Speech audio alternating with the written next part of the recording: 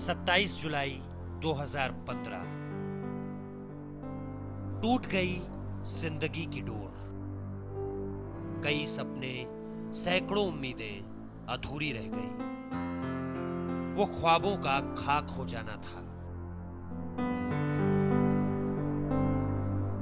बीते साल केवल वो रेशमी डोर नहीं टूटी थी, बल्कि टूट गए थे कई सपने, सैकड़ों उम्मीदें अधूरी रह गई। कई उड़ान अधूरी रह गई, क्योंकि अब्दुल कलाम का यूं जाना अकेले कलाम साहब का जाना नहीं था, बल्कि उन तमाम ख्वाबों का खाक हो जाना था जो अभी अधूरे थे। 27 जुलाई 2016 एक अजीब सी अनुपस्थिति ने घेर रखा है। पूरा देश एक खालीपन सा महसूस कर रहा है। उन अधूरे सपनों को कौन पूरा करेगा? कौन जिएगा कलाम बनकर? कलाम ने कभी जिंदगी के बारे में नहीं सोचा। वो भारत को लेकर अपने ख्वाबों की चिंता करते थे।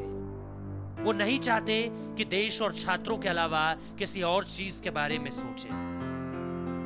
और इसलिए अब जब वो नहीं है तो सवाल यही है कि कलाम साहब के ख्वाबों को कौन पूरा करेगा? भारत को विकास के रास्ते पर कौन दौड़ा पाएगा? कौन बना पाएगा भारत को सुपर पावर? 2020 तक भारत विकसित देशों की गिनती में आएगा, या फिर कलाम का सपना अधूरा रह जाएगा? बच्चों को अपने जीवन से प्रेरित कौन करेगा?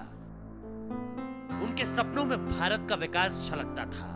उनकी बातों में भारत की उन्नति, देश की तरक्की छलकती थी। वो चाहते थे कि देश सुपर पावर बने।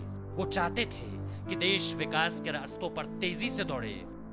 2020 का जिक्र उन्होंने कई बार किया, लेकिन सवाल आज उनके जाने के एक साल बाद यही है कि कलाम को सलाम तो पूरी दुनिया कर रही है, लेकिन उन ख्वाबों को जब तक कलाम सच होता नहीं देखेंगे, तब तक इस श्रद्धांजलि का शायद कोई अर्थ नहीं।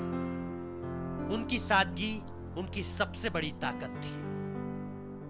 कलाम, तुम हमेशा याद आओगे, क्योंकि कलाम एक किंवदंती है।